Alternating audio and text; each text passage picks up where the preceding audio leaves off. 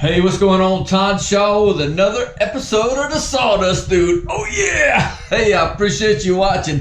Thanks so much. Today, I got something a little bit different. If it sounds kind of echoey in here, I'm in a small room. We're doing a house flip, and we got a little project that, people have asked me about because they know I do house flips. And before you jump to conclusion and go, hey, I thought this was all about the Sawdust Dude. Yeah, today we're doing sheetrock work. I know, right? Anyway, we got this crazy ceiling in this house, and somebody asked me about it. I've kind of got like popcorn ceilings, but they're not popcorn because it won't come down. Well, occasionally you'll get a creative person. Not really. But this ceiling, you can look up here, it's like stalactites. And already working in other parts of the house, I've done 2 rooms already. They just slapped on sheetrock mud and just kind of took a roller, and because I can see the lines in it, you can see a row here and a row here, and that's the perfect roller size for a small paint roller. And so I'm like, oh my gosh. And so when you bump it with your hand, these stalactites, they're sharp and they'll cut you. Well, this upstairs loft bedroom, that's no bueno for up here, because you wake up in the morning and you're like, ugh, and then bam, you're bleeding. So anyway, how do you take care of this stuff? Well, I'm gonna show you how. I'm gonna show you the smart way, because I'm all about working smart and not hard and making some money. So maybe you got a DIY project and this is going on in your world. Hey, I'll help you out. Watch the whole video. Yeah. Well, if this were popcorn ceilings, and popcorn ceilings are done with sheetrock mud that's diluted down with water and little particles in there, the little texture beads, and you put it in a hopper like this, hook it up to your air compressor, and just spray it up there. And that's kind of how a popcorn ceiling looks.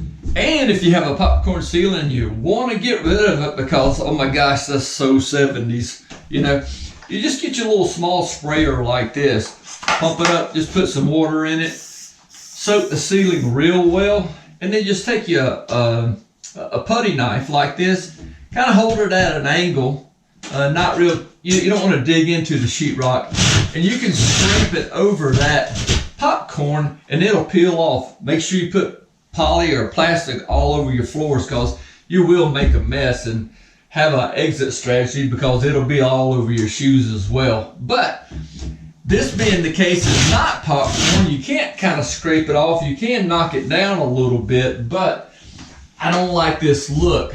And what we've done in the other parts of the house, we've had to sand all this down.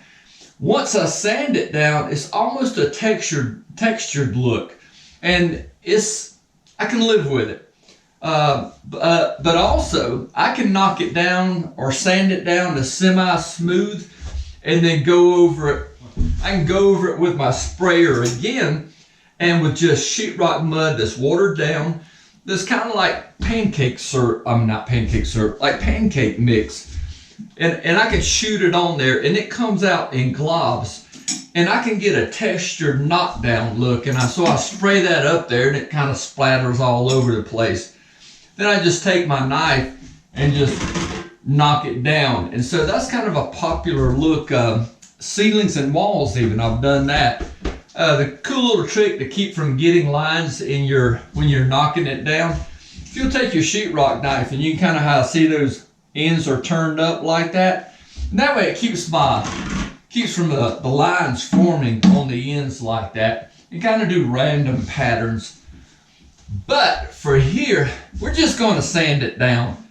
Now, the part I've been telling you about, I like to work smart and not hard. The easiest way I found to do all this, instead of sitting there hand sanding it or doing it all with a small orbital sander, I'm going to tell you about a cool tool. One of the best sanders I've found is this Wind product here. Boom.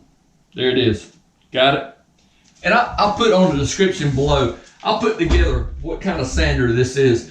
This is a variable speed drywall sander. It's got a little head that pivots there. A little Velcro sanding discs that go up there. Now the thing that I like about this, and the thing that I hate about sheetrock sanding is the dust. Oh my gosh, this drives me crazy. I hate dealing with sheetrock dust. I hate getting it in my hair. You don't want to breathe that stuff in, so you always wear a mask when you're sanding sheetrock. But this thing, I can hook it up to my vacuum cleaner, and it will keep the 98% of the dust down. I'm telling you, this is the way to go. So I'm going to show you how I do it, and you can do it too. Hey, so this is DeWalt.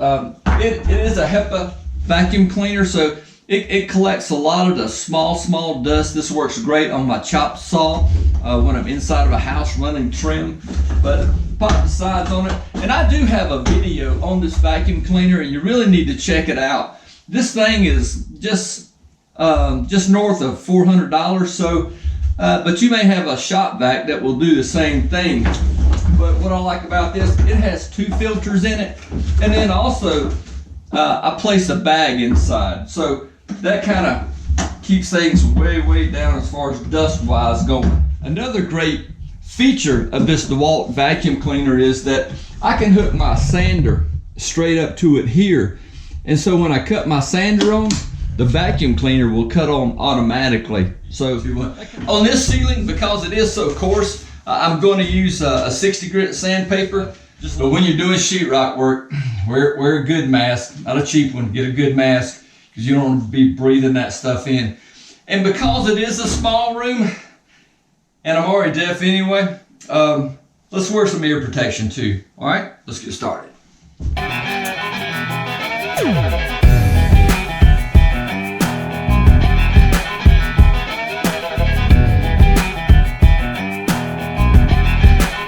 Well, I hope you can tell in the video how little dust is in the room, and it makes all the difference in the world. Because if you were sanding this by hand or with a, with that paper on the end of a pole, and there would be dust everywhere and all in your house and falling in the cracks of the floor. But you can see how smooth it is now. Just this little section I've done, and kind of to transition. I can't run my hand across this. It is that sharp. But look. And so there are some spots, where it's smooth, but that's why I said we're just gonna kind of leave it like that. If I wanted to, now that I've got it all smooth, I could spray it and do a knockdown texture on it. So if it were my house, I would probably do that. But since this is a flip house, and really it doesn't look bad, because the improvement is such a vast difference. So we'll stick with this. And you can see in that little area, I've probably got just this section here, almost a half of it's done in just 2-3 minutes. So I can probably do this whole room in 30 minutes easy, with little effort, no dust. Now if I had to hand sand it, it's a whole day's worth of work. So 30 minutes, 45 minutes to 8 hours. Yeah, you do the math. Hey, let me give you a little pro tip on something, and it really is for your family, or if you are flipping a house. One of the things that I always do on a flip house, and that's change out the smoke detectors. That's such a simple thing and just a vital thing.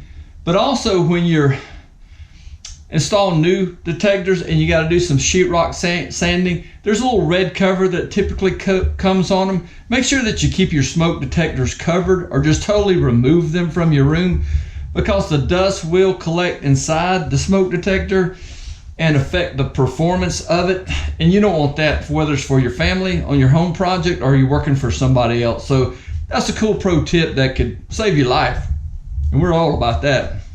Oh yeah, so there we go, another episode of the Sawdust Dude in the books. Yeah, cool. I think it's video number 82. Yay! I will see you real soon. Appreciate you. See ya. Oh yeah.